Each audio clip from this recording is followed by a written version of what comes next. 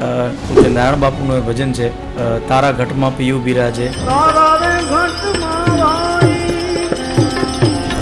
ભજનની ઉપરથી મને એક યાદગારી તમારી બહુ, મેં ઘણી તમારી રીલ્સ, તમારા વિડીયોઝ અને ઘણી બધા જોયું છે. તમે કૃષ્ણ પ્રેમી બહુ છો. પણ વસ્તુ એવી છે કે મને કૃષ્ણના જેટલા ભજનો છે, મીરાબાઈએ લખ્યા છે, સત્તાર સાહેબે લખ્યા છે, નરસિંહ મહેતાએ લખ્યા છે. તમારા ફેવરેટ સિંગર કોણ છે? મારા ફેવરેટ સિંગર તો આમ તો ઘણા બધા છે. અમુક વસ્તુ ભજનો સાંભળો તો નારાયણ બાપુને સાંભળું, પૂજ્ય લક્ષ્મણ બાપુ બારોટને સાંભળું. મારા એક કાકા છે પરેશભાઈ વડિયા, એ પણ સારા ભજનો ગાય. નિરંજનભાઈ પંડ્યા છે, આ લોકોને સાંભળું. ગઝલ સાંભળ્યું હોય તો ઓસમાણભાઈની સાંભળું. ઓલરાઉન્ડર મને કાંઈક જેમનામાંથી કાંઈક લેવું હોય તો કીર્તિભાઈ છે, કીર્તિદાનભાઈ, એમના પાસેથી સાંભળું. ફોક સાંભળવું હોય તો અત્યારે કેટલા બધા કલાકારો છે. એટલે ફેવરિટ તો કોઈને ના કહી શકું, પણ ઓલ્ડ સિંગરમાં ઘણા બધા છે કે જેમ કે લતા દીદીને હું બહુ અતિ દિલથી ચાહું છું. ગઝલ સિંગરમાં વાત કરીએ તો ગુલામ અલીજી છે, જગજીત સાહેબ છે. આ અમુક એવા છે કે જે મારા હૃદયમાં છે. તમારામાં એક વસ્તુ મેં બહુ નોટિસ કરી છે, માન, મર્યાદા અને મુખ, આ ત્રણેય તમારામાં રહેલું છે. Welcome Mayurbhai, and thank you so much તમે અમારા શોમાં આવ્યા અને બહુ લોંગ સફર અને બહુ જર્ની પછી તમે ફરી પોડકાસ્ટની અંદર આવ્યા છો. અને યસ, કેટલા લોટ્સ ઓફ ટાઈમ પછી તમે ક્યાંક ફરી ઇન્ટરવ્યૂ પર આવ્યા છો? આમ તો મને યાદ છે મેં કદાચ એકાદું ઇન્ટરવ્યૂ દીધું છે, બાકી ઇન્ટરવ્યૂ મેં આપ્યા નથી બહુ. એટલે આ કદાચ મારી લાઈફનું બીજું છે. બસ હવે આપણે દુનિયા ફરી, તમે ખાસી બધી વર્લ્ડ ટ્રાવેલ કર્યું છે અને ઘણા બધા ફર્યા છો.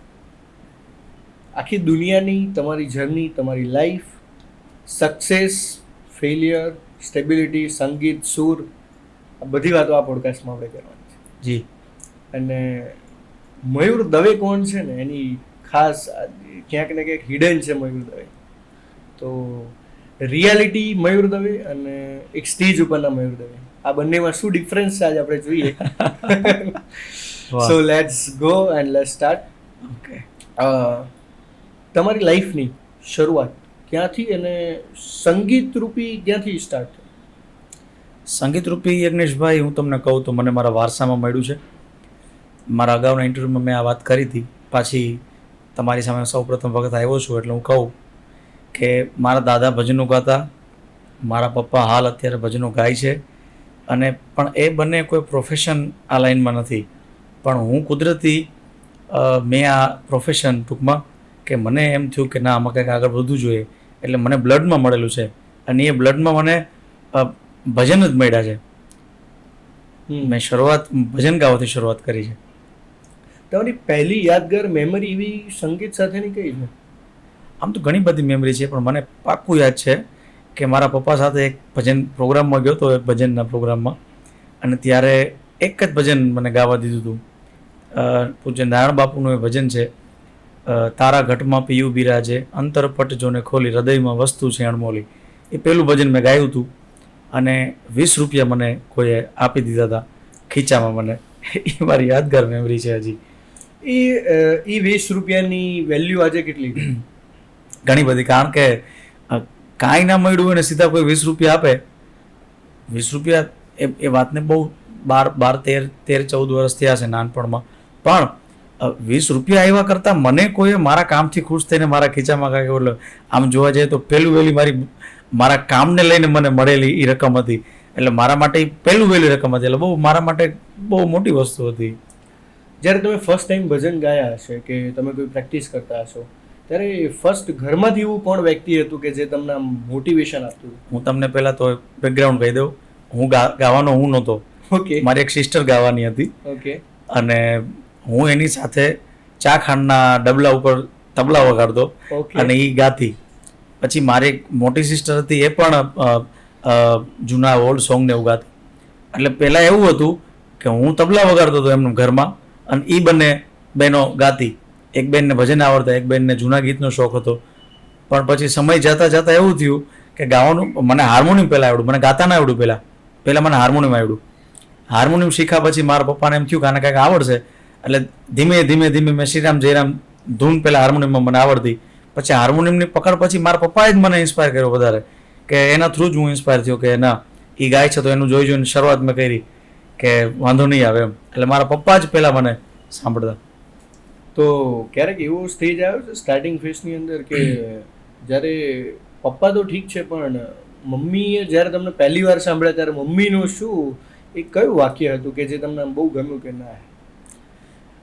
યજ્ઞેશભાઈ, મારા ઘરની હું ફેમિલી બેકગ્રાઉન્ડની વાત કરું ને તો અમારું આખું ઘર, મારું ઘર, મારા કાકાનું ઘર, મારા સિસ્ટર્સ, ઇવન અત્યારે હાલની વાત કરું તો મારા વાઈફ, પછી અમારા જે કોઈ પણ મારી નજીકના ફેમિલી મેમ્બર છે, અમારું આખું ઘર સંગીત પ્રેમી છે. ક્યાં વાત! બધા સંગીત પ્રેમી છે. મારા મમ્મીને પૂછો તો એ ભજન એને કેટલા મોટે આવડતા હશે, એને સારું સંગીત સાંભળવાની હેબિટ. મારા કાકા ભજનો ગાય છે, મારો ભાઈ છે નાનો કઝિન બ્રધર, એ ભજનનો એટલું શોખીન છે. એટલે અમારા ઘરમાં ગાવું, વગાડવું અને સંગીત એ એક બહુ નોર્મલ વસ્તુ છે.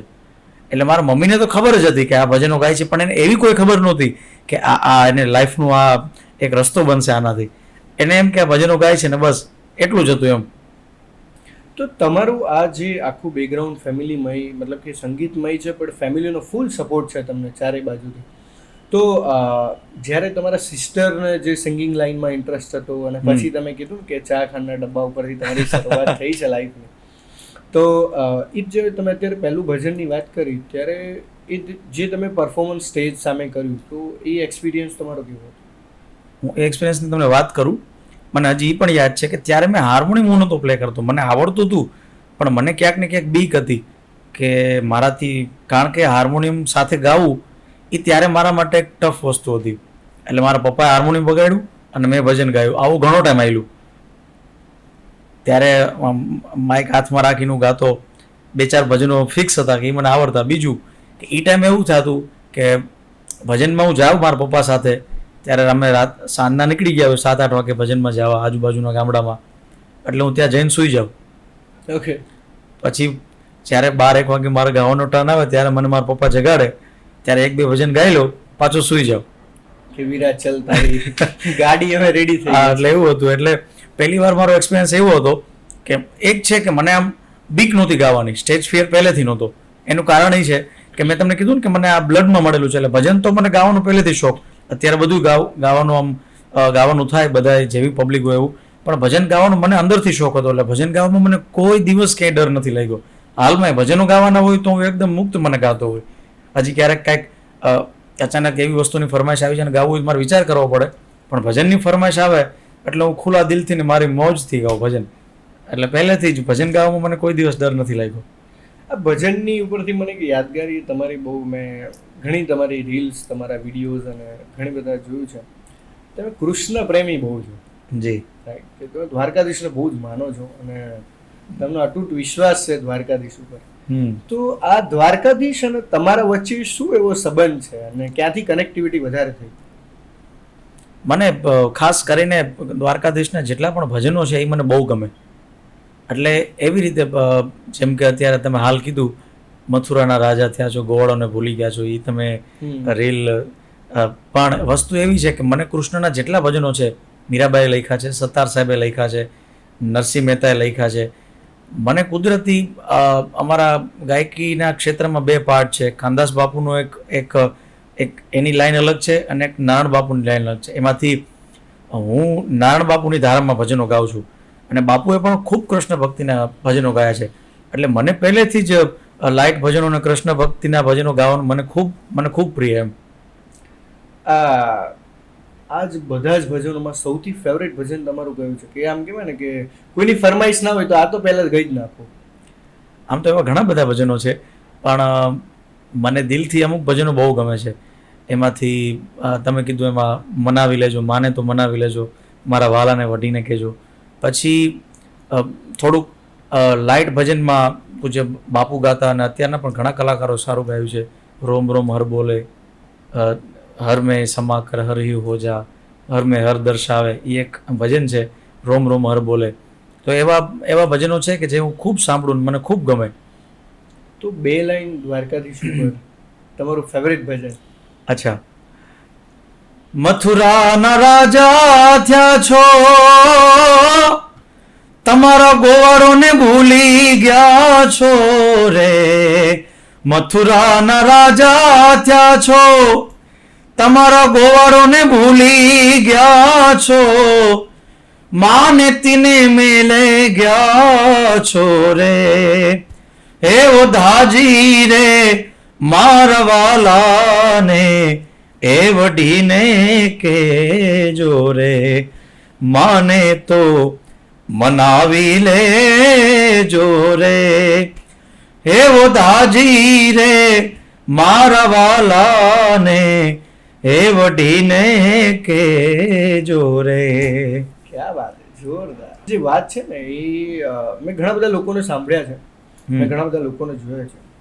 તો આજે આજની ભાષામાં જેને સ્કિલ જે કહે છે કે સ્કિલમાં ગાવું, આ સ્કિલમાં, તો આ સ્કિલ શું છે એકચ્યુઅલી? મારી દ્રષ્ટિએ સ્કેલ એટલે તો કોઈ પણ એક તો પીચ હોય ગાવાની, કે કોઈ માણસની રેન્જ હોય ગાવાની, કે સી શાર્પ હોય, ડી હોય, ફ્લેટ એફ શાર્પ હોય એમ. પણ હું એવું માનું છું કે સ્કેલ કરતાં માણસ જે સૂરમાં ગાય છે એના ઉપર એની એ મજબૂતાઈ કેટલી છે. કારણ કે ભગવાન બધાને સરખું વોઇસ નથી આપતો. તમે નુસરતજીને સાંભળો તો એ કેટલું હાઈ પીચ ઉપર ગાતા હોય, અને સામે તમે મહેંદી હસન સાહેબને સાંભળો, કે આપણા પંડિત જસરાજજીને સાંભળો, ભીમસેન જોશીને સાંભળો, તો એકદમ લોએસ્ટ પીચ ઉપર ગાતા હોય. પણ બેનો ડિફરન્ટ એ છે કે નુસરત સાહેબ એ જે પીચ ઉપર ગાય છે એ પીચ ઉપર એકદમ એની મજબૂતાઈથી પકડશે, એટલે તમને 100% સાંભળવું ગમે. અને સેમ વસ્તુ, એવી જ વસ્તુ ગુલામ અલી છે, કે જે આપણા ગઝલ ગાયકો છે, જગજીત સાહેબ, કે જે એકદમ નીચા પીચ ઉપર ગાય છે, પણ એની સૂર ઉપરની એની પકડ, એની મજબૂતાઈ એવી છે કે જે ગાય ને એ તમને અહીં ટચ થઈ જાય. એટલે મારી દ્રષ્ટિએ ગાયક માટે પહેલી વસ્તુ એ છે કે જે સૂરથી ગાય. આમાં આપણે ગુજરાતી ભાષામાં કહીએ તો પહેલી ગાડી, બીજી ગાડી, 3 સફેદ 4 સફેદ, પણ એની સૂર ઉપર મજબૂતાઈ અને સૂરમાં જરાય વાઇબ્રેશન ન હોવું જોઈએ. એવી રીતે જે ગાયકી હોય ને એ ગાયકી તમને ટચ કરે. તમારા ફેવરેટ સિંગર કોણ છે? મારા ફેવરેટ સિંગર તો આમ તો ઘણા બધા છે, કોના નામ લો, કારણ કે હું સંગીતમાં મારું એક મારો પોતાનો એક ડિફરન્ટ ચોઇસ છે, કે અમુક વસ્તુ સાંભળવી હોય તો આમને હું સાંભળું, અમુક વસ્તુ સાંભળવું હોય તો આમને સાંભળું, અમુક વસ્તુ ભજનો સાંભળવું હોય તો નારાયણ બાપુને સાંભળું, પૂજ્ય લક્ષ્મણ બાપુ બારોટને સાંભળું, મારા કાકા છે પરેશભાઈ વડિયા, એ પણ સારા ભજનો ગાય, નિરંજનભાઈ પંડ્યા છે, આ લોકોને સાંભળું. ગઝલ સાંભળવી હોય તો ઓસમાણભાઈની સાંભળું. ઓલરાઉન્ડર મને કાંઈક જેમનામાંથી કાંઈક લેવું હોય તો કીર્તિભાઈ છે, કીર્તિદાનભાઈ, એમના પાસેથી સાંભળું. ફોક સાંભળવું હોય તો અત્યારે કેટલા બધા કલાકારો છે, એટલે ફેવરિટ તો કોઈને ના કહી શકું, પણ ઓલ્ડ સિંગરમાં ઘણા બધા છે, કે જેમ કે લતા દીદીને હું બહુ અતિ દિલથી ચાહું છું. ગઝલ સિંગરમાં વાત કરીએ તો ગુલામ અલીજી છે, જગજીત સાહેબ છે, આ અમુક એવા છે કે જે મારા હૃદયમાં છે. હું ગાડીમાં જતો હોય કે રાતે સુવાનો સમય હોય તો એમને સાંભળતો જોઈએ કોઈ ને કોઈ. ક્યારેક તમને ફ્રસ્ટ્રેશન આવી જતું હશે, તો એ ફ્રસ્ટ્રેશનના ટાઈમે તમે કોને વધારે સાંભળવા પ્રિફેર કરો? એ એક જ એવો ટાઈમ છે કે એ ટાઈમે ઘણીવાર આપણે હેડેક થઈ ગયું હોય, કે કેમ થાય કે હવે કંઈક મગજ શાંત કરો છે તો ગઝલો સાંભળું હું. સારી ગઝલો, જગજીત સાહેબની જેટલી ગઝલો છે એ સાંભળું. એમાંથી મારી મોસ્ટ ફેવરિટ જગજીત સાહેબની 2-3 ગઝલો છે. ઝુકી ઝુકી સી નજર છે, પ્યાર કા પહેલા ખત લિખને મેં છે, પછી તેરે આને છે, તેરે આને કી જબ ખબર મહેકે, તેરી ખુશ્બુ સે સારા ઘર મહેકે. તો અમુક એમની ગઝલો છે કે જે મારા પ્લેલિસ્ટમાં છે, તો એ સાંભળતો હોઉં. તમને એવું ક્યારે લાગ્યું કે ગુજરાતી લોકગીતની પરંપરામાં ગ્લોબલી મારે લઈ જવું જોઈએ? કારણ કે હજી હું જર્ની ઉપર છું, અને કોઈ ને કોઈ માણસનો એક પોતાનો એક એમ હોય કે ભાઈ આપણું જે લોકસંગીત છે, હું ગુજરાતી લોકસંગીતની એટલી વાત 100% કહી શકું, અત્યારના જે પણ આર્ટિસ્ટો છે બધાનો એક ભાવ બહુ સારો છે, કે ગુજરાતી આર્ટને આપણું જે ફોક છે, આપણું જે મેઇન જે આપણું ફોક સિંગિંગ છે, એને અત્યારે વિશ્વના ફલક સુધી પહોંચાડી દીધું છે. પહેલાં પણ હતું એવું નથી, પણ જે એનો ગ્રાફ છે એ એકદમ અપયોગ્ય છે. અને મને પણ ધીમે ધીમે એવું લાગે કે ભાઈ હું જ્યારે એબલ બનું એ વસ્તુને, ત્યારે હું પણ એવી રીતે ગુજરાતી ફોકને રિપ્રેઝેન્ટ કરીશ કે હું કાંઈક એનો નિમિત્ત બન્યો હોય, કે આ વસ્તુ મયુરભાઈ એમાં નિમિત્ત બન્યા કરવામાં. આપણે કાંઈ કરી નથી શકતા, પણ કુદરત આપણે નિમિત્ત બનાવે. એમ અત્યારના ઘણા કલાકારો છે કે જેણે ગુજરાતી ફોક સિંગરને એક બહુ અલગ લેવલ ઉપર પહોંચાડી દીધું છે. આપણી ગુજરાતી ઇન્ડસ્ટ્રીની વાત કરું ને તો એક બહુ મેં નોટિસ કરેલી વાત છે અને મને બહુ ગમે છે કે એ નાનો આર્ટિસ્ટ હોય કે પછી મોટો આર્ટિસ્ટ હોય, જેને બે કડી પણ આવડે છે ને તો એને સ્ટેજ આપવામાં ચોક્કસ આપે છે. હા, એટલે એમાં કેવું છે કે યજ્ઞેશભાઈ, કે આપણી ગુજરાતી પ્રજા છે ને એ બહુ સરળ ભોળી અને પ્રેમાળ છે. તમે બે સારા કૃષ્ણના ભજનો ગાઓ ને તોય તમને સ્વીકારે. અને તમે, કારણ કે આપણી પ્રજામાં કેવું છે કે અતિ ક્લાસિકલ છે, વર્ગ આખો છે જ એવું નથી, પણ મોસ્ટ ઓફ વર્ગ એવો છે કે જે દ્વારકાધીશના તમે કીધું એમ ભજનો સાંભળે, આપણી જે મૂળ પરંપરા એમને સાંભળવાવાળો વર્ગ છે. એટલે હું તો અત્યારના જેટલા પણ મારી એજના જે પણ ભાઈઓ છે, હું એને એટલી જ પ્રેમથી એમ કહી શકું ભાઈ તરીકે કે તમે મોજથી અને ખુલ્લા મનથી ને આપણું જે ગુજરાતી ફોક છે એને ગાઓ. કુદરત તમને તમારા ભાગનું, તમારા હકનું આપશે અને આપણી પ્રજા સ્વીકારશે. બસ તમે એક પ્રેમથી ને ભાવથી આપણું જે મૂળ પરંપરા છે એને ગાઓ. તમને ક્યારે એવું લાગ્યું કે આ જે સિંગિંગ છે એ મારું પેશન બની ગયું છે યા પેશન બનશે? મેં તમને શરૂઆતમાં વાત કરી એમ કે હું હાર્મોનિયમ વગાડતો ત્યારે મને એવું તો હતું કે આમાં મારે આગળ તો વધવું છે. પહેલાં ખાલી મારે એટલું મારો ગોલ હતો. પણ પછી હારવા સાથે સાથે ફેમિલીનું એવું હોય ને ઈચ્છા કે ભાઈ સ્ટડી પણ કરે, એટલે હું ડિપ્લોમા ઇલેક્ટ્રિકલ એન્જિનિયરિંગમાં મેં જોઈન કર્યું નોબલ યુનિવર્સિટીમાં. તો ત્યાં ઘણા બધા મારા ફેકલ્ટીઝ ને મારા સર ને બધા હતા, મને કહેતા કે તારું આ કામ નથી, મસ્તી મજાકમાં, કે તું આના માટે નથી બન્યો એમ. સ્કૂલમાં હતું ત્યારે પણ ઘણા મારા સર ને બધા મને કહેતા, મારા શિક્ષકો, કે મયુર તારે આ કરવાની જરૂર છે. પણ ત્યારે એટલું બધું માઇન્ડ ઉપર ન લેતું, કારણ કે કોઈ પણ વસ્તુને જો આપણે એઝ એ પ્રોફેશન તરીકે બનાવવું હોય તો એના માટે આપણે પહેલાં તો એક આપણો વે તૈયાર કરવો પડે. પણ ધીમે ધીમે શરૂઆત મેં કરી હતી સપ્તાહમાં, જે આપણે ભાગવત સપ્તાહ હોય એમાં હાર્મોનિયમ વગાડવાથી. ઓકે. અને એમાં મારા આમ કુટુંબી બાપુજી થાય, એમનું નામ છે પ્રવીણભાઈ જોશી. મેં એમની સાથે બહુ કથાઓ કરી, ભાગવત કથા. એટલે ભાગવત કથા પણ મને ખૂબ ગમે. અને શરૂઆત મારી એમાંથી કે હું ભાગવત કથામાં જાતો હાર્મોનિયમ વગાડવા. એટલે એ મારી પહેલો ફેઝ. એટલે એમાંથી મને એમ ધીમે ધીમે એમ થયું કે ના વાંધો નહીં આવે, આપણે કાંઈક ને કાંઈક તો કરશું. એટલે એમાં કારણ કે અર્નિંગ ચાલુ થાય, પૈસા દેખાય તો ખબર પડે કે આમાં શું છે શું નહીં, આ લાઈનમાં ખરેખર પૈસા કેટલી આવક શું છે.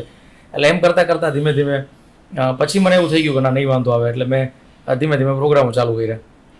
હજી તમે પહેલાં વાત કરી એમ એક ફ્લેશબેકમાં હું પાછો જઉં તો એ 20 રૂપિયા અને અત્યારનો તમારો આ ચાર્જ, આ જે 20 રૂપિયા છે એ અને અત્યારનો જે સમય છે, આ વચ્ચેનો ડ્યુરેશન અને તમારી એ મહેનત અને તમારું સ્ટ્રગલ એન્ડ એવરીથિંગ, તો લાઈક આ જે ફેસ 20 રૂપિયાવાળો મને આમ ભૂલાતો જ નથી કે એ ફેસ અને અત્યારના ફેસમાં શું ફરક છે.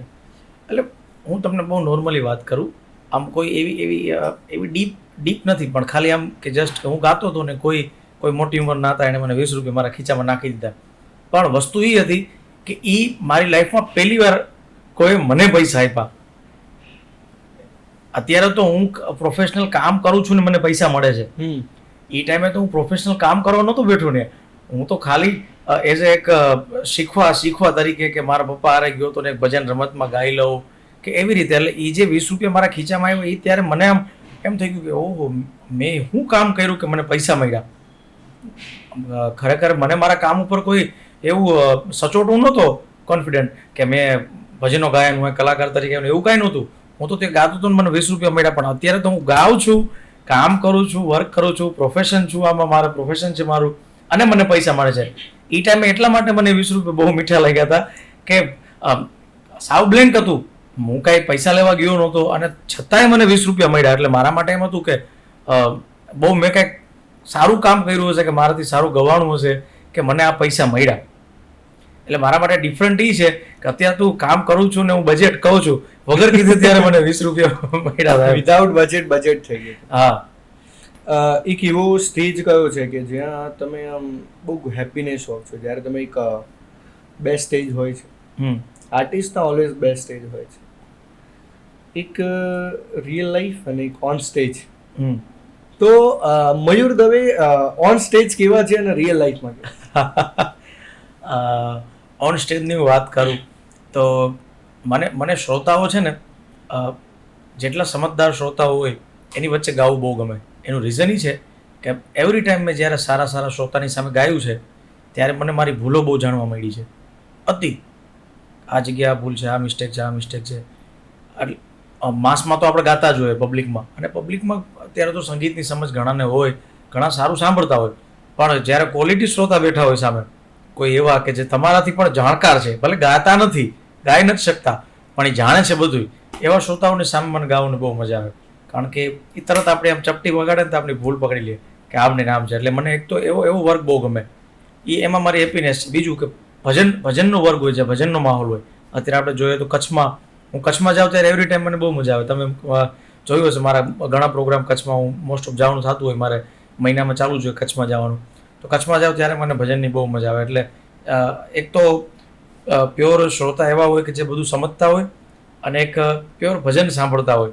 આ બે જગ્યાએ મને મારો અંતરનો આનંદ હોય. બાકી તો બધું ગાવાનું છે, તો આ ભગવાને ગાવા માટે જન્મ દીધો છે એટલે તો ગાવાનું જ છે. અને બીજું એ કે હું જ્યારે ફ્રી હોય ત્યારે આમ મારા ફેમિલીવાળા તો મને બહુ ખીજાય એ બાબતે, પણ હું આમ સાદી ભાષામાં દેશી ભાષામાં કહીને તો આમ ફરવાનો ને રખડવાનો કે ને ટ્રાવેલ કરવાનો એવો બહુ શોખ. કારણ કે અને બીજું કે એનાથી વિશેષ કે હું સાવ એમ થાય કે આ લોકો હવે કાંઈ ફરવાય નથી જવું કે બહાર નથી જવું, તો મારું ફ્રેન્ડશિપ, મારા ગ્રુપ છે મારો મિત્રોનો, તો એની યારે હું આપણે ગપ્પા મારતા હોય. અને બસ આવું છે આનંદ. ક્યારેક રિયાઝ કરવા બેસી જાય, પણ આવું બધું હોય વધારે. દરેક અમુક લોકોની એવી પ્રોબ્લેમ્સ ક્યાંક ને ક્યાંક તમને ફેસ થતી હશે કે તમે દરેક લોકો ના મળી શકતા હોય, રાઈટ? તમે ઓન સ્ટેજ હો ત્યારે ઘણા બધા લોકો એવું વિચારતા હોય કે ના, મારા મયુરભાઈ સાથે સેલ્ફી લેવી છે, સિગ્નેચર ઓટોગ્રાફ લેવો છે. તો આ જે સ્ટેજ હોય છે તો એ તમે ઘણી બધી જગ્યાએ મિસ આઉટ થઈ જતું હોય કે લાઈક બધા લોકો સુધી ના પહોંચી શકતા હોય. તો એ જે મુમેન્ટ હોય છે ત્યારે એ લાગણી તમારી કેવી હોય છે?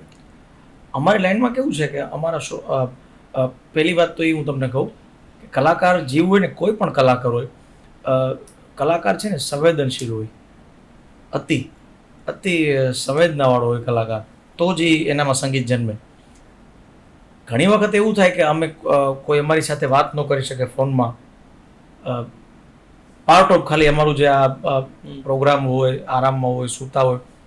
ઘણા એવા માણસો છે કે જેમને સમજી શકે છે 100% કે ભાઈ વાંધો નહીં, પ્રોગ્રામમાં હોય, વાત ન થઈ, 2 વાર વાત ન થઈ, 4 વાર વાત ન થઈ, 5 વાર વાત ન થઈ, તો અમારું ખોટું ન લગાડે. અમુક એવા વ્યક્તિઓ, અમુક એવા અમારા કોન્ટેક્ટમાં હોય કે આપણે હજારો વખત એની યારે વાતો કરી હોય, હજારો વખત આપણે એમના પ્રોગ્રામમાં ગયા હોય, એમનું માન રાખીને આપણે પ્રોગ્રામ કરી દીધા હોય, પણ ક્યારેક આપણાથી એનો પ્રોગ્રામ ન થાય તો એને બહુ ખોટું લાગે કે મારો કેમ ફોન ન પડ્યો. પણ એ એક સમજવાની વાત છે. પછી તમે જે વાત કીધું કે ઘણીવાર કોઈ સામે હોય ને મળી ના શકતા હોય, એવું ઘણી બધી વખત થયું છે. મોસ્ટ ઓફ વખત, ઘણી વખત. કારણ કે હું ઘણીવાર કાર્યક્રમમાં હોય ને કોઈ મારા સગાવાલાનો હું જોતો હોય કે આવ્યા છે, પણ હું પહેલો એવો પ્રયત્ન કરું કે લોકોને મળું, પણ ઇનકેસ ના મળાય તો હું ઓન સ્ટેજ એની સાથે આઈ કોન્ટેક્ટથી વાત કરી લઉં, કે પછી જે રીતે એમની સાથે વાત થતી હોય એ રીતે કોમ્યુનિકેશન કરી લો. કારણ કે એ એક નાતો છે આપણો, શ્રોતા હારે પણ છે અને જે કોઈ પણ ચાહક વર્ગ છે. હજી તો કેવું છે કે ચાહક વર્ગ ધીમે ધીમે હજી ડેવલપ થતો હોય, પણ જે છે એના માટે ખૂબ આપને લાગણી છે એના માટે. મયુરભાઈ, તમારામાં એક વસ્તુ મેં બહુ નોટિસ કરી છે, માન, મર્યાદા અને મોભો. તમે ત્રણેય વસ્તુ મેન્ટેન કરીને રાખો છો. આજે તમારાથી નાનો વ્યક્તિ છે કે મોટો છે કે અતિ મોટો છે, તમારું સમાન સરળ સ્વભાવ છે ને બહુ સ્પર્શ કરી જાય છે. તો આટલા સ્ટેજ ઉપર પહોંચ્યા પછી એ મેન્ટેન કરવું બહુ અઘરું છે, તો એ કેમનું મેન્ટેન કરો? ના, એ મારી દ્રષ્ટિએ હું કહું તો સંગીતની ભાષામાં કહું તો એ અમારે ગાયકીમાં પણ વિવેક હોય, કોણ બેઠું છે કોણ નહીં એનું એક અમારે મર્યાદા રાખવાની હોય. અને બીજી વાત કરું કે આપણી સંસ્કૃતિ એવી છે આદાન પ્રદાનવાળી કે તમે જેવું આપો એવું મળે. એટલે મને એટલી તો નાનપણથી ખબર છે કે હરેક માણસની બેઝિક નીડમાં હું એવું માનું છું કે એને તમે કાંઈ ન આપો તો કાંઈ નહીં, પણ તમારે એને સન્માન તો આપવું જોઈએ. પછી ચાહે ઝૂંપડામાં રહેતો હોય માણસ કે મહેલમાં રહેતો હોય, ગમે ત્યાં રહેતો હોય, માણસને તમે ખાવામાં કાંઈ આમ તેમ કરીને ખવડાવો તો હજી કાંઈ બોલશે નહીં, પણ તમે એને સન્માન નહીં આપો ને તો આજીવન તમે એ માણસના મગજમાંથી ઉતરી જશો કે આ વ્યક્તિ મારું માન સન્માન નહોતું. એટલે મારી દ્રષ્ટિએ કોઈ પણ માણસને તમારે માનસિક એની સાથે તમારું આમ સ્ટ્રોંગ કમ્યુનિકેટ ભવિષ્યમાં થતું જોવું હોય તો તમારે એને માન સન્માન આપતું રહેવું. એ એક મને એટલી ખબર છે કે માન સન્માન જરૂરી છે બહુ, કોઈ પણ માણસને. આ ઇન્ડસ્ટ્રી માટેનો ટફ ક્વેશ્ચન છે કે ઇન્ડસ્ટ્રીમાં છે ને મેં ઘણા બધા લોકોની કોન્ટ્રોવર્સી જોઈ છે, રાઈટ? અને તમને કંઈ એ કોન્ટ્રોવર્સીમાં જોયા નથી ને ખબર નહીં હવે કે ક્યારેય જોઈ છે એમ, બટ આ કોન્ટ્રોવર્સીથી ક્યારેય કોન્ટ્રોવર્સી ન થવું એનું રીઝન શું? પહેલી તો વાત એ કે હું ગાયક છું, એટલે બોલવાનો વિષય બહુ ઓછો હોય મારે, પણ છતાંય ઘણી વખત કેવું થતું હોય. હમણાં વચ્ચે મેં ગઝલ ગાઈ હતી એક જગ્યાએ કે પ્રસંગમાં, કચ્છમાં પ્રોગ્રામ હતો, તો કોઈએ સમાચારમાં મૂક્યું કે ભાઈ પ્રોગ્રામમાં ભજનના પ્રોગ્રામમાં ગઝલો ગાય છે, એવું થયું. એટલે એની જગ્યાએ એના વિચારો સાચા છે, આપણે એમને કોઈ ઓલું નથી કરતા, પણ ઘણી વખત કેવું થતું હોય કે જેવો શ્રોતા બેઠા હોય, હવે એ જે પ્રોગ્રામ હતો ને એમાં જે કાંઈ પણ પૈસા થવાના હતા ને એ તમામ પૈસા ગૌશાળામાં જવાના હતા. એટલે અમને આયોજકોએ એવી રીતે અમને કીધેલું હતું કે તમારે એવું ગાવાનું છે કે અહીંયા ફંડ ભેગું થાય. જે પૈસા ઉડાડવાવાળા છે એ લોકોની ફરમાઈશ હતી કે તમે આ ગાઓ. હવે અમારે as a part of business અમારે ફરજિયાત એ ગાવું જ પડે, અમારે નિભાવવું જ પડે, કારણ કે અમે ગાઈએ તો એ લોકો પૈસા ઉડાડવાના છે. તો જે આયોજકોનો જે કાંઈ પણ એનો ટાર્ગેટ છે ગૌશાળામાં એ પૂરો થવાનો છે. એટલે એક જ વાર એવું મારી લાઈફમાં બન્યું છે, બાકી કોઈ દિવસ બન્યું નથી.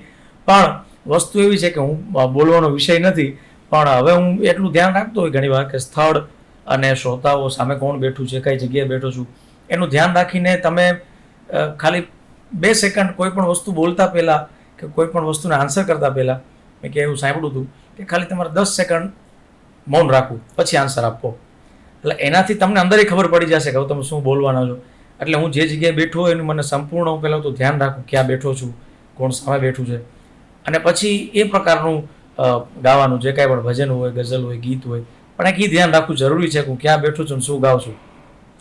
તમારી માટે એક ડેફિનેશન છે, હા, જે અત્યાર સુધીના એક સમય, અત્યાર તમે આવ્યા ત્યારથી અત્યાર સુધી મને એક આમ જોવા મળે, તમે એટલે સારા વક્તા છો કારણ કે તમે વધારે સારા શ્રોતા છો.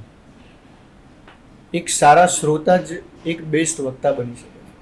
આ એક વર્ચસ્વ અને એક આ તમારું એક પ્રોફાઇલ છે કે તમે એક લોકો સુધી જાળવી રાખી છે. અને એ વસ્તુ બહુ મોટી છે કે તમે દરેક લોકોને સાંભળો છો. 100%. આજે કોઈ વ્યક્તિ વાત કરી રહ્યું છે તો તમે એને સાંભળો છો, એની વાત કટ નથી. અને આ વસ્તુ અને આ સ્ટેજ ઉપર આવ્યા પછી જે મેન્ટેન કરવું એ બહુ નેક્સ્ટ લેવલ છે. અમારી આપણી ગુજરાતી પરંપરામાં કેવું છે કે આમ તમે જુઓ તો મૂળ આપણી ભજનોની પરંપરા છે, આપણું જે લોકગીત, લોકસંગીત આપણું. હરેક પ્રાંત, હરેક દેશ વિદેશમાં પણ એક એનું અલગ મ્યુઝિક છે. તો એના માટે જે તમારું વિઝન છે ને એ મોટું હોવું જોઈએ સંગીત માટે. હા, હું એ વસ્તુમાં માનું છું કે તમે ક્યાં બેઠા છો, શું ગાઓ છો, બધું નથી ગવાતું, એમાં માનું છું. પણ હું એને ખરાબ સંગીત નથી માનતો. કોઈ પણ વ્યક્તિ ગમે એ ગાતો હોય, હા, એને જગ્યા જોઈને ગાય એ અલગ વસ્તુ થઈ કે અહીંયા આ ન ગવાય. એ શબ્દો એવા છે કે અમુક શબ્દો અમુક જગ્યાએ રજૂ ન થાય એટલા માટે. પણ સંગીત તો સંગીત છે. કોઈ પણ આપણે હોલિવૂડના સિંગર લઈ લ્યો કે પછી આપણા દેશી ગામડાના કોઈ આપણા ગામડાના બાપા ગાતા હોય, તો એ સંગીત છે ને આ સંગીત છે તો સંગીત. શબ્દો અલગ છે, એનું વર્ણન અલગ છે, એને રિપ્રેઝન્ટ અલગ રીતે કરે છે. એટલે મારી દ્રષ્ટિએ સારા શ્રોતા હોય ને એ જ સારો વક્તા બની શકે. હું સારો વક્તા છું એવું કહેતો નથી, પણ મને સારું સાંભળવાની આદત છે. હું સારું કોઈ ગઝલ ગાતો હોય, કોઈ સારો અત્યારના મેં જેટલા કોઈ સારા સિંગર ગાતા હોય કોઈનું સાંભળું તો હું એમાં કમેન્ટ કરું છું એનામાં, અને એને મેસેજે કરું. અને ઘણાને ખબર છે જે અત્યારે જોતા હશે એમને ખબર છે કે એમનું કોઈનું મેં સારું સાંભળ્યું હોય તો મેસેજ કરું અને એમને કમેન્ટે કરું. કારણ કે કલાકાર મારી દ્રષ્ટિએ યજ્ઞેશભાઈ સોશિયલ મીડિયામાં એને હાઇટ મળી જાય ને મોટો થાય એવું નથી. કલાકાર છે. એ પછી એના વ્યૂઝ મિલિયનમાં હોય કે હજી એ શીખતો હોય કે પછી હજી સ્ટેબલ ન થયો, હજી પોતાનો એક ગ્રાફ ધીમે ધીમે આગળ આવતો હોય. કલાકાર છે. પછી પબ્લિક એને સ્વીકારે કે કેટલી લિમિટમાં સ્વીકારે એ અલગ વાત થઈ ગઈ, પણ કલાકાર તો કલાકાર છે. અને આ સ્ટેજ ઉપર પહોંચ્યા પછી ક્યાંક ફીલ થયું છે ફેન્સ કે લાઈક પર્સનલ લાઈફમાં કે આટલું મોટું નામ થઈ ગયું. તો અત્યારે છે ને અહમ બહુ છે, બહુ બધું. અને આ ઇન્ડસ્ટ્રીની વાત કરીએ ક્યાંક ને ક્યાંક તો અહમ કેવું છે કે તમારામાં ક્યાંય અહમ જોવા નથી મળતું. તો આનું રીઝન શું છે? આમાં એવું છે કે તમને નથી દેખાતો તો એ કાં તો હું ભાગશાળી છું, કાં તો તમારી આંખો એવી છે કે તમે અહમ નથી જોતા. ઘણાને દેખાય છે, ઘણાને નથી દેખાતું. પણ વસ્તુ એવી છે કે એ એક પાતળી ભેદરેખા છે સમજવાની. કોઈ પણ માણસને, કોઈ માણસ તમને ફોન ઉપાડીને એમ કહે કે પછી કરું નિરાતે ફોન, તો એમાં મારો અહમ નથી. સામેવાળો વ્યક્તિ એને અહમ સમજી લે છે કે આપણે મયુરભાઈને ફોન કર્યો, કે આપણે ફલાણા કલાકારને ફોન કર્યો, તેણે કીધું પછી કરું ફોન, અત્યારે કામમાં છું. તો એ અહમ નથી. કાંઈક એવી સિચ્યુએશન છે. હવે અત્યારે કેવું થાય છે કે શ્રોતાઓમાં એવી અમુક એવા સંબંધો હોય કે એને ધીરજ ન હોય, એટલે એ તરત જ એમ કે ના, મને ફોન ના પાડી, કલાકાર થઈ ગયા, એવડા મોટા અભિમાની થઈ ગયા. પણ ખરેખર એવું હોતું નથી. અને હું ભગવાન પાસે અને ઈશ્વર પાસે સતત એ જ વસ્તુ માગું કે મારામાં સંગીત આવે, મારામાં એ જે કાંઈ પણ સૂર ઉતરે એ ઉતરે, પણ અભિમાન ન કોઈ દિવસ આવવું જોઈએ, એવું ભગવાન પાસે માગું રોજ. સમજણ અને સમજદારી બંનેમાં બહુ ફરક છે. આજે તમે અત્યારે વાત કરી ને તો જે તમે કહો છો ને એ સમજણ છે, તો એ સમજણને સામેવાળાએ સમજદારીથી લેવી. હા, જો એ જ સમજણ લે છે ત્યારે એ સમજદારી નહીં કરી શકે. બરોબર છે. તો આ સમજણ અને સમજદારીની જે પરંપરા અને ગેમ છે ને બહુ જૂની છે. હા, ના સવાલ નથી. આજના યુથ માટે તમે શું કહેશો કે આજનું યુથ એવું કહે છે કે આ જે લોકગીત છે એને એવોઇડ કર્યા છે અને એવોઇડ કરી રહ્યું છે ક્યાંક ને ક્યાંક. તો લોકગીત વિશે તમારું શું કહેવું છે કે એ આજે કોઈ વ્યક્તિ છે એને લોકગીતને કેટલું પ્રાધાન્ય મળી રહ્યું છે અને મળવું જોઈએ ખરેખર? લોકગીત છે ને, પદ્મશ્રી ભીખુદાનભાઈ એમ કહેતા કે વગડામાં ઉગેલું ફૂલ છે, એને કોઈ પાણી પાવા નથી ગયું, એને કોઈ વાવ્યું નથી, એને કોઈ ઉછેરવા નથી ગયું, એ એની મેળાએ જાતે ઉગ્યું ને એને લોકગીત. ભીખુદાનભાઈ આવી વાત કરતા, અને મને એ વાત બહુ હૃદયસ્પર્શી લાગી. અને એવા ઘણા કવિઓ છે કે જેણે પ્રકૃતિ ઉપર ખૂબ લખ્યું છે. અને બીજું કે આપણી સનાતન સંસ્કૃતિ એવી છે યજ્ઞેશભાઈ કે આપણે કઈ વસ્તુની પૂજા નથી કરતા એવું બતાવો. ઝાડ, પાન, ફૂલ, ફળ, કાંઈ વસ્તુ બાકી નથી. પશુ પક્ષીઓમાં આપણે કેટલી વસ્તુને પવિત્ર માનીએ છીએ, આપણે જળચર પ્રાણીઓની કેટલાની પૂજા કરીએ છીએ, એટલે લગભગ વૃક્ષોની એટલી પૂજા કરીએ છીએ. એટલે પ્રકૃતિના નજીકના જે કવિઓ, હું જેને ઘણાને ઓળખું છું, તો એણે પ્રકૃતિના એવા ગીતો લખ્યા છે. જેમ કે હું તમને ઉદાહરણ આપું કે રાજભાઈ સાહેબો ગોવાળિયું લખ્યું, રાજભાઈ સાહેબો ગોવાળિયું લખ્યું. એણે તો ઘણા વર્ષો પહેલાં સાહેબો ગોવાળિયું લખેલું હતું. પ્રકૃતિની એકદમ નજીક રહે છે એ વ્યક્તિને, આપણે તમને સેલ્યુટ કરીએ. પણ એટલા પ્રકૃતિની નજીક રહે છે. પણ અત્યારે હવે તમે સાહેબા ગોવાળીના વર્ઝન જુઓ, બહુ બધા વર્ઝન થઈ ગયા. અત્યારે તમે વર્ઝન જુઓ, કેટલા વર્ઝન આવે છે. એવી રીતે પદ્મશ્રી દાદ બાપુ છે, એમણે કેવી કવિતાઓ લખી, જે તે સમય લખી. કે પણ હું એવું માનું છું કે કોઈ પણ વસ્તુ છે એનો જ્યાં સુધી યોગ્ય સમય ના આવે ત્યાં સુધી પાકેની વસ્તુ પાકતી હોય. એમ અમુક ટાઈમ થાય. એટલે હું એવું માનું છું કે લોકગીત અત્યારે આપણા ગુજરાતી કલાકારોએ એને એક વિશ્વના ફલક સુધી પહોંચાડી દીધું છે. અને એમાં આપણા ગુજરાતી જેટલા પહેલી હરોળના, બીજી હરોળના કે જેટલા કલાકારો છે એ બધાને માતાજી પાસે આપણે એવું માગીએ કે એને સદાય માટે આવા ગાતા રાખે ને હજી વિશ્વના ફલક સુધી પહોંચાડે. પ્રફુલ્લભાઈ દવેને ખાસ યાદ કરવા પડે લોકગીતની વાત આવે ત્યારે, કે એમણે કેવા ઢાળ આપ્યા છે લોકગીતના, કેવું એણે ગાયું છે. એટલે પ્રફુલ્લભાઈને પણ સત નમન છે. કારણ કે લોકગીતનું કારણ કે હું પર્સનલી પ્રફુલ્લભાઈ દવેનો હું બાય હાર્ટ એનો હું ચાહક છું. કે એ લોકગીત પ્રફુલ્લભાઈ ગાતા હોય તો આપણે આમ 4 ચાંદ લગાડી દે લોકગીતમાં. તમારું ફેવરેટ લોકગીત કયું છે? હે, ફેવરેટ લોકગીત કયું છે? મારું ફેવરેટ લોકગીત, આમ તો ઘણા બધા લોકગીત મને ગમે છે, પણ મને મણિયારો અતિ ગમે છે. તો 2 લાઈન મણિયારાની. હે એ મણિયારો તે કડાયેલો મોરલો રે, મણિયારો તે, અરે રે મણિયારો તે કડાયેલો મોરલો, એમાં હું રે હે કાઈ હું રે ઢળકતી ઢેલ રે, છેલ મુજો હાલારી રે મણિયારો, કે બાયુ મારો એ વર્ણાંગી મણિયારો, એ મણિયારો તે હાલું થઈ રહ્યો રે, મણિયારો તે હાલું થઈ રહ્યો એ મુજા દલડા ઉદાસીન હોય રે છેલ મુજો આલારી રે મણિયારો. ક્યાં બાત, જોરદાર. જે ભજનની ઢોળ છે, લોકગીત, દરેકમાં સમાન વોઇસ, સમાન સૂર, અને એ જ સાંભળવાની. તમે જ્યારે ગાઓ છો ને ત્યારે ગુસબમ્સ આવે છે એકદમ આમ એક તો લાઈક એની કંઈક આખું આમ વાતાવરણ એકદમ પોઝિટિવ થઈ જાય છે. હાલ સંગીત છે ને એ ખૂબ શુકન, આપણે કહીએ ને શુકન, આપણે ગુડ વાઇબ્સ શુકન કહીએ ને આપણે આપણી ભાષામાં શુકન. સંગીત શુકનમાં આવે. આપણે સારો આપણે અહીંયા પ્રસંગ હોય તો આપણે કેમ ઢોલને શરણાઈવાળાને બોલાવીએ, સંગીત શુકનમાં આવે. બીજું કે તમે આપણે શરૂઆતમાં શાસ્ત્રની વાત કરી એમ આ સંગીતની જે પરંપરા છે એ આજકાલની તો નથી, દેવતાઓ અને ઋષિમુનિઓથી આ સંગીતની પરંપરા, ખુદ ભગવાન દેવાધિદેવ મહાદેવથી આ પરંપરા આવેલી આવે છે.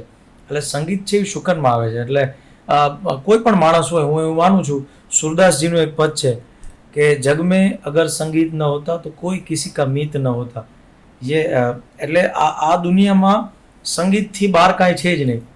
અહીંયા જેટલા બેઠા છે આપણે, હું છું, તમે છો, અહીંયા બીજા આપણા મિત્રો છે, સાંભળવાવાળા છે, તો કોઈ પણ માણસ હોય, નાના ઘોડિયામાં સૂતું બાળક હોય તો એને સંગીત પ્રિય હોય, અને 80 વર્ષના કે 90 વર્ષના કોઈ વૃદ્ધ હોય એને પણ સંગીત પ્રિય હોય, ગમે તે સાંભળતો હોય. પણ સંગીત વગર સંગીતથી કાંઈ અલગ નથી. આજે આ સવાલ તમારા મમ્મી માટે અને 2 લાઈન મમ્મી માટે હોય, હા, તો તમારા જીવનમાં મમ્મીનો કેટલો રોલ છે? હું આમ બહુ સિમ્પલ ભાષામાં કહું, મારી લાઈફમાં માતા પિતાનો તો 100%, એના વગર તો કાંઈ શક્ય જ નથી. પણ મારા મમ્મીનો એવો રોલ છે હાલની તકે, હજી આજની તારીખે, કે હું ક્યાંય પણ બહાર હોય, એને આટલા વર્ષે ખબર છે કે આનું ટ્રાવેલિંગ બહાર હોય, હું સતત બહાર હોય. અને હું ઘણીવાર કહું, આપણે કેવું કે આપણે યંગ હોય તો આપણાથી બોલાઈ જાય કે મમ્મી કાંઈ ચિંતા ન કરતી ને, ફોન હું કદાચ ન કરું, પણ હું ફોન ભૂલી જાઉં. એક પણ એવો ટાઈમ બાકી નથી કે મારા મમ્મીનો મને દિવસમાં 4 થી 5 વાર ફોન ન આવ્યો. બીજું કે હજી હું ઘરમાં પગ મૂકું અને એને ખબર પડે કે હું આવ્યો છું ઘરમાં, એટલે સડનલી જાગી.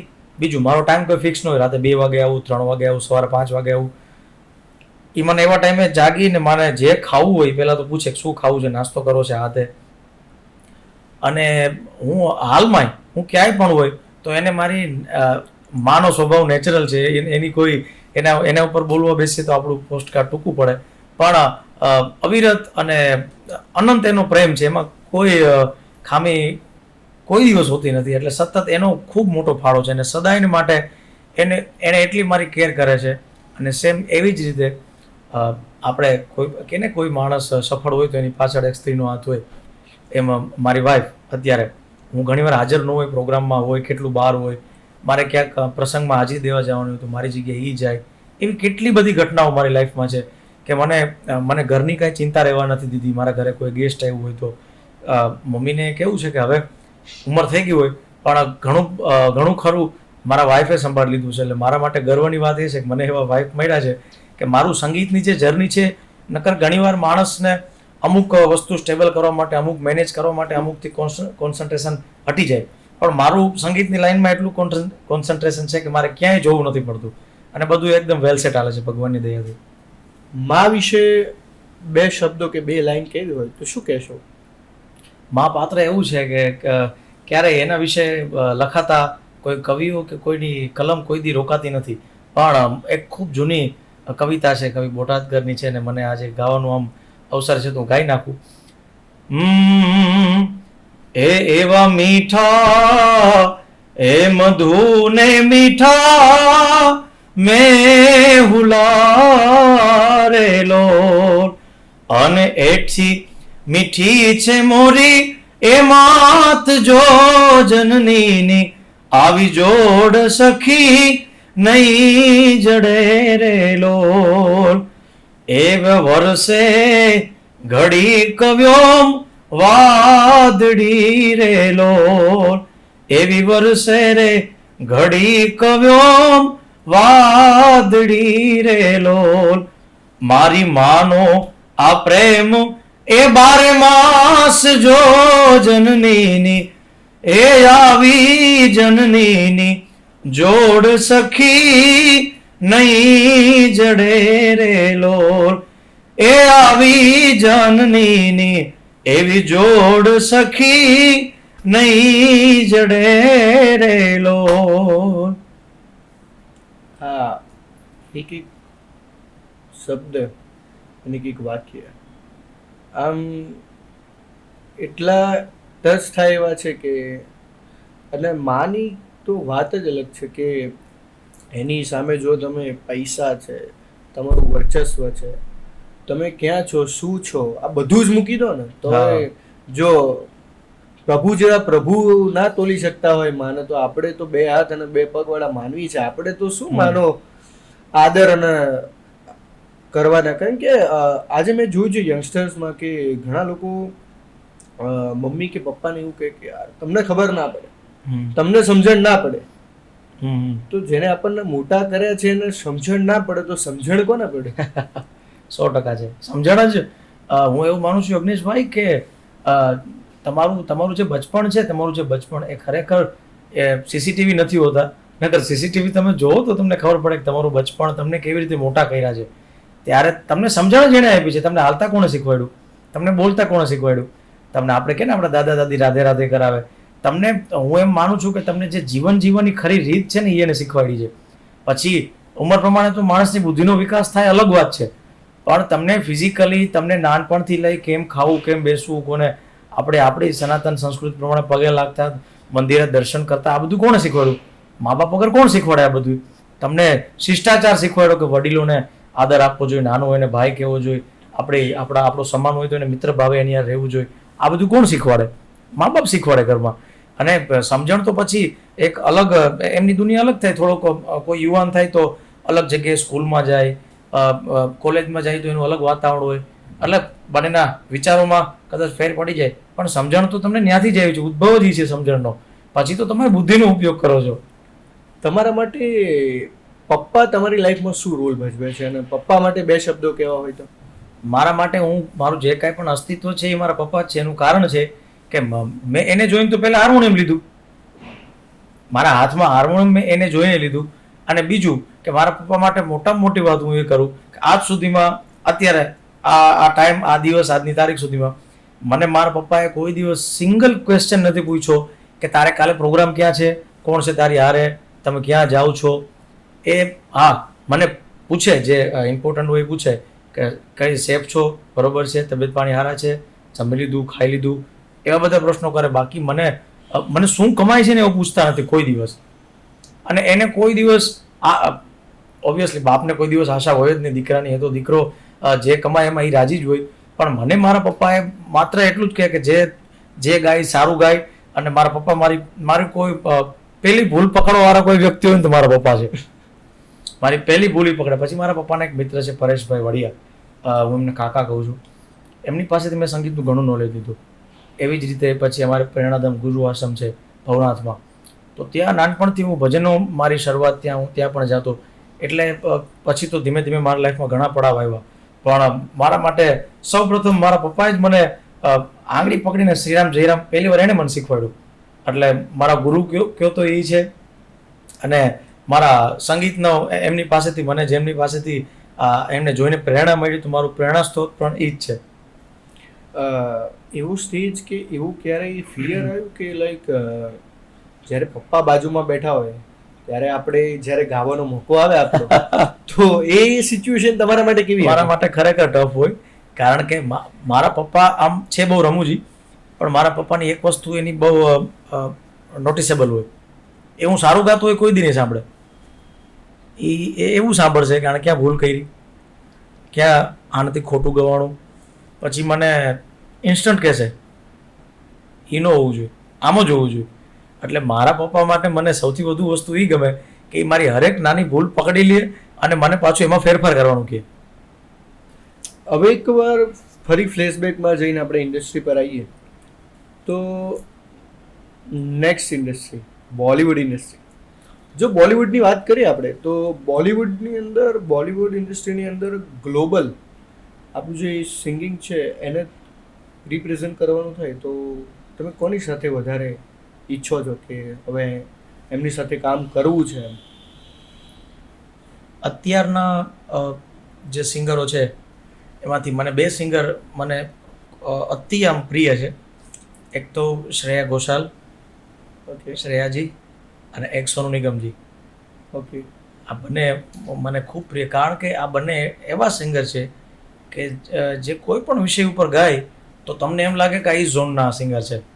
એટલે કદાચ તમે ગુજરાતી ગવડાવો એમના પાસે.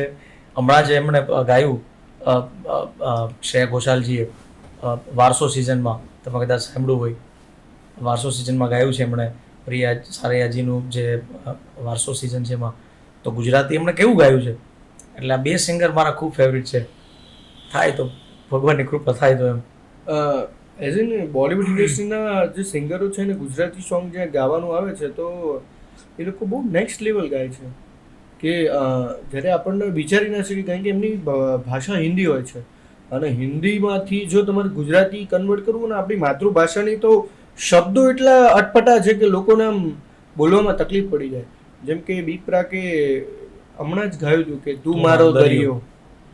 તો આ જે કોન્વર્ઝેશન કે જે શબ્દો છે ને સાંભળવા, હું એવું માનું છું અગ્નેશભાઈ કે કોઈ પણ કલાકાર હોય જ્યારે સંગીતની એક ભાષા હોય છે એમાં ડૂબી જાય.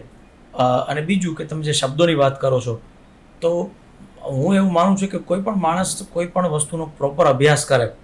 મને આજે કોઈ પણ ભાષાનું એક ગીત મને આપે છે, પણ હું એને પ્રોપર ઝીણી નજરથી એને વાંચું નહીં કે ઝીણી નજરથી એમનો મારો અભ્યાસ ન કરું અને ગાઈ નાખું, તો એનો ઉઠાવ નહીં આવે ક્યારેય. એ આમ જેવું જોઈએ એવું પીક નહીં પકડાય કે તમને સંતોષ નહીં થાય. પણ જ્યારે હું એની પ્રોપર એના શબ્દોને બોલવાની એની ખરેખર રીત શું છે, તો બોલિવૂડ સિંગર મોસ્ટ ઓફ એવા છે કે જે જ્યારે કોઈ પણ ભાષા અલગ ભાષાનું એ ગીત હાથમાં લે તો પહેલાં તો એને પ્રોપર એમને ડીપ એનો અભ્યાસ કરે તો જ એનો ઉઠાવ આવે. ગુજરાતી ઇન્ડસ્ટ્રીની એક વસ્તુ કે જે કદાચ તમને લાગતી હોય કે આ બદલવા જેવી છે, તો એ કઈ છે? ખાસ તો કંઈ એવું છે નહીં યજ્ઞેશભાઈ, પણ હવે જોઈએ ભવિષ્યમાં એવું કંઈ હશે તો ક્યારેક બીજા પોડકાસ્ટમાં એવું લાગશે તો કહીશ, પણ અત્યારે તો કંઈ લાગતું નથી કંઈક બદલવા જેવું છે. પણ હા, એટલું હું જરૂર કહું કે જે ઇન્ડસ્ટ્રીમાં એવા સિંગરોને અત્યારે ખરેખર ચાન્સ આપવો જોઈએ જે ખરેખર મૂળભૂત કલા સાથે જોડાયેલા છે. ઘણા એવા કલાકારો છે અને ઓલમોસ્ટ આપે છે, ઘણા ચાન્સ આપે જ છે બધા, કે સારું ગાતા હોય અને સાવ કે હોય નહીં તો એમને લાઇમલાઇટમાં લઈ આવે. એટલે એટલું આ તમારા પોડકાસ્ટ દ્વારા એટલું કહું કે જે સારા સિંગર છે, જે ખરેખર બહાર નથી આવ્યા અને ખરેખર હજી એનું કોઈ સ્ટેજ કે પ્લેટફોર્મ નથી મળ્યું, તો એવા કલાકારોને ઇન્ડસ્ટ્રીમાં ક્યારેક ચાન્સ આપવો જોઈએ. થેન્ક યુ સો મચ, અને દિલથી બહુ જ આભાર કે અનએક્સપેક્ટેબલ, અનબિલીવેબલ મારા માટે પણ. મયુર દવેની એક કહાની આઉટરો, કે જ્યારે આખો પોડકાસ્ટ પતી ગયો છે અને શું કહેવું જોઈએ મારે એની એક કહાની કહું તો, મયુર દવેની કહાની એક અવાજ કે કોઈ જસ્બો નથી. આ એક યુથની તાકાત છે, સંગીતની તાકાત છે, શબ્દોની તાકાત છે, સ્વરની તાકાત છે. આજે બહુ બધું શીખવા મળ્યું અને લોકોને પણ બહુ બધું શીખવા મળશે કે જે માણસે રસ્તો નક્કી કર્યો છે ને, એ રસ્તો એ જાતે જ બનાવી લે છે અને રસ્તાનો એન્ડ પણ એ જાતે જ નક્કી કરી લે. એ પછી સંગીતની દુનિયા હોય, બિઝનેસની દુનિયા હોય, ભણતરની દુનિયા હોય કે કંઈ પણ, આજે તમે ઇન્ડસ્ટ્રીમાં એવું સાબિત કરીને બતાવ્યું છે કે રસ્તો જાતે નક્કી કરવો જોઈએ અને રસ્તો જાતે જ નક્કી થાય છે. આ ટોક એક ઇમોશન, એક ફેમિલી, એક ઇન્સ્પિરેશન, એક સક્સેસ અને એક ફેલિયરની, આ વાતો લોકો સુધી પહોંચાડવા માટે thanks a lot, thank you so much, કે લોકોને બહુ મજા આવશે. અને લોકો જેટલા પણ લોકો જોઈ રહ્યા છે આ પોડકાસ્ટ, જેટલો બને એટલો શેર કરો, લોકોને તમારા ફ્રેન્ડ્સ ફેમિલીને શેર કરો. જે આર્ટિસ્ટ છે, જે અત્યારે એક ફેલિયર ટાઈમમાં છે કાં તો એક ઓન સ્ટેજ ઉપર આવવા માંગે છે, એને શું પ્રિપેરેશન કરવી જોઈએ, કેવી રીતે કરવી જોઈએ, અને એનું શું ઓલ્ગોરિધમ હોય, કે એના સેટબેક આવે છે, ફેલિયર આવે છે, અને શું ગાવું, શું ન ગાવું, ક્યાં ગાવું, કઈ રીતે ગાવું. તો આ બધી વાતો આપણે આ પોડકાસ્ટમાં કરી છે. આવી સ્ટોરી તમે તમારી પણ કહી શકો છો. હા, એક સમય આવે એટલે એ તમે આ સ્ટોરી